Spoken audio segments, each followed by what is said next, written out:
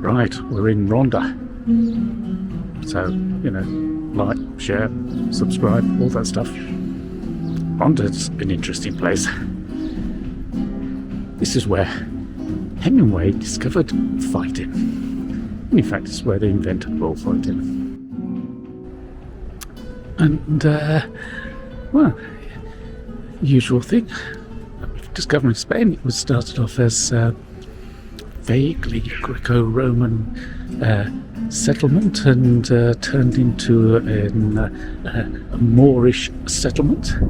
That is, Moors, as in Moroccan Moors. So it was Islamic here, and the churches that been to were built over old mosques.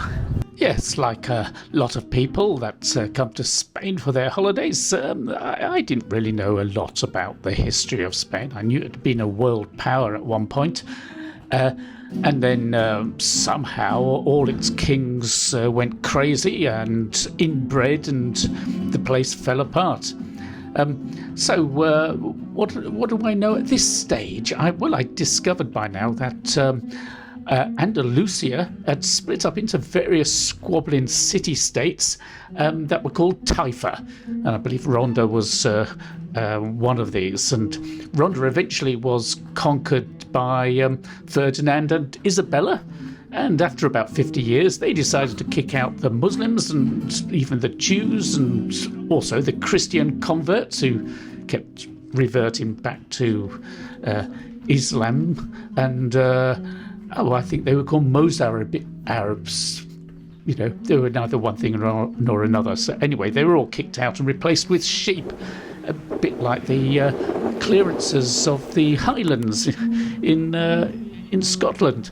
Anyway, the sheep didn't make any money then, just as they don't make any money now, practically. Yes. And even when the conquistadors, as I said, took over South America and sent all that money back, all that loot, all that went into it was the pockets of a small elite.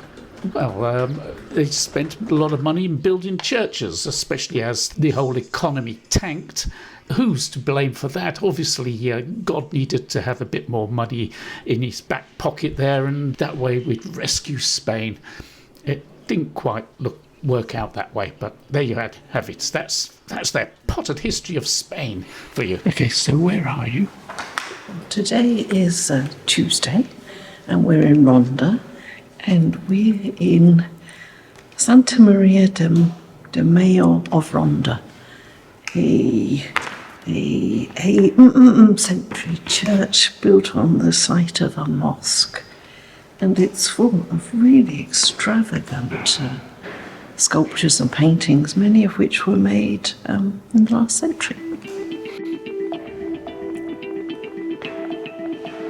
And we're going up to the roof.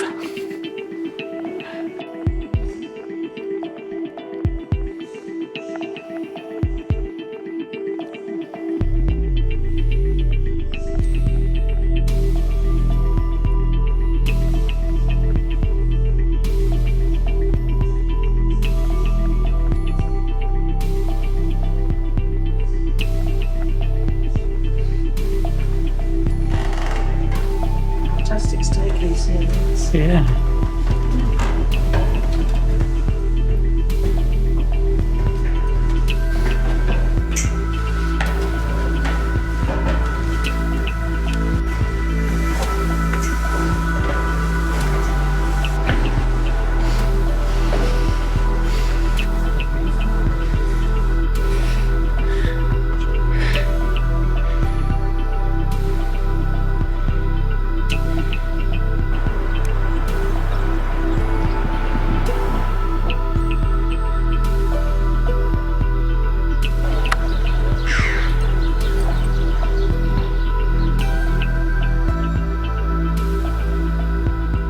You're going to tell us something really interesting now, aren't you?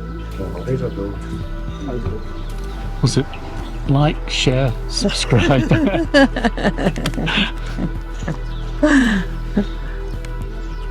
So I'll try and figure out where we were.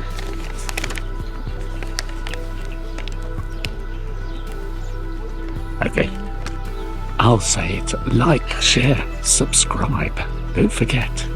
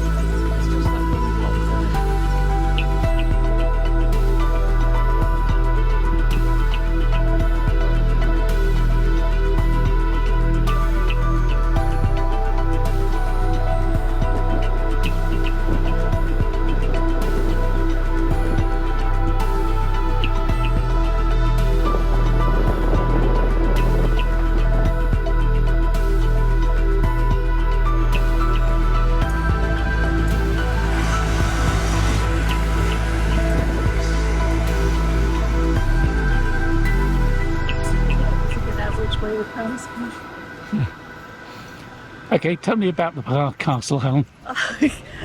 Tell me.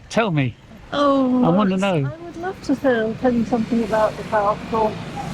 All I know is it was knocked about a bit during the Napoleonic Wars. Oh, my understanding is that Mr. Gray will be doing his homework and producing a voiceover. And when he gets to that stage, we'll know what we're looking at.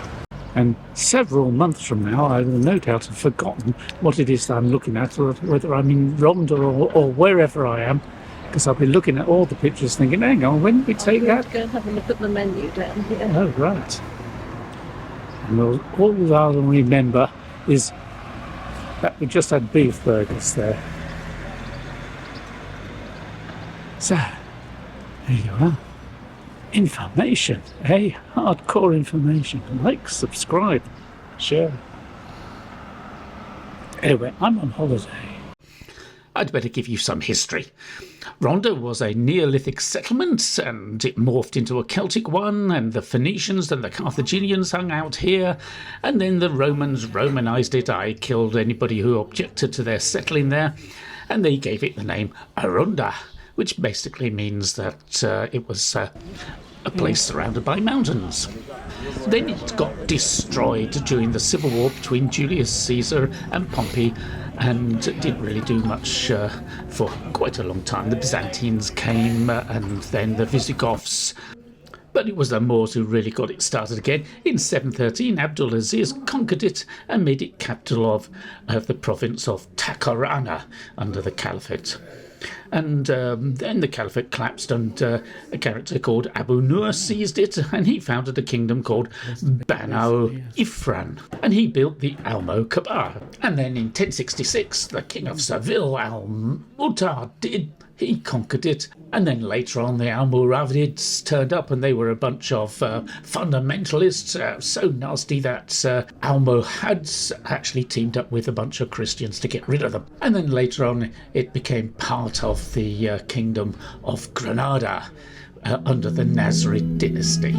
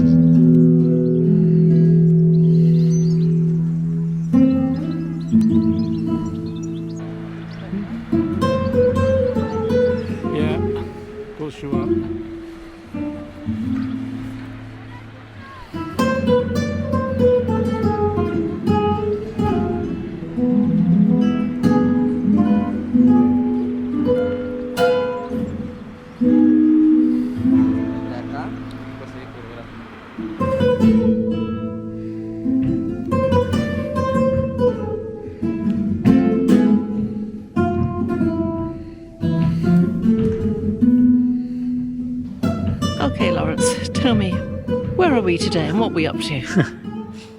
We're in Ronda, as we were yesterday, and what we're up to is roaming around aimlessly.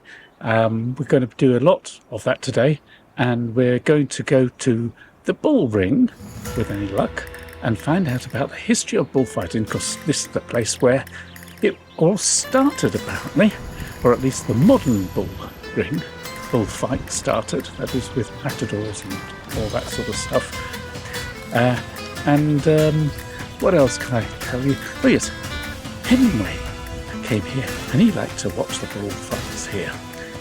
Plus a few other people, I do believe Benjamin Disraeli also visited the place many, many years ago. So there you go, there's a bit of a history of what did he say about the place. He kind of liked the frisson of danger about the place. So I guess there were bandits and other such romantic figures floating about in those days.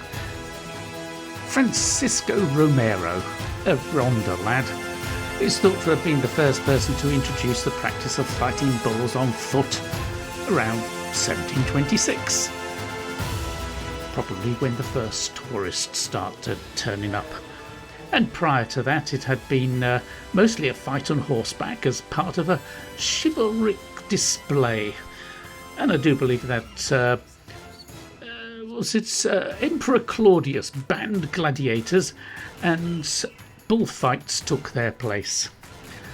But essentially, Romero's fighting was the crowd pleaser, especially as farm lads could give it a go without all the expense of horses and such nonsense. It was a good way of attracting the ladies.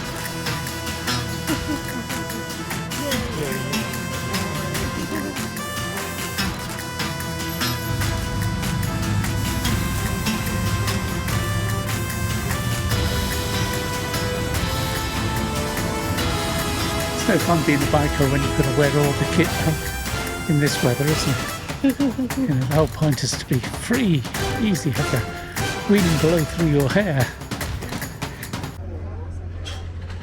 So what are you eating? I'm going to be eating a mixture of fried fish. And I have to put my glasses on to try and figure out what fish. So, here we have anchovies, or in England we call these whitebait. This is really finely, delicately sliced squid. Calamari, yeah. Yeah. That looks like a whitefish, maybe a cod. And this is probably a sardine. And this one is, it has that Malaysian look to it, doesn't it? Oh, yes, yeah. It won't be Malaysian, though, because where are we? We are still in Spain. Yeah. That's it. And as they say, like, subscribe, and share, but mostly subscribe and share and like, well, all of those, all the above.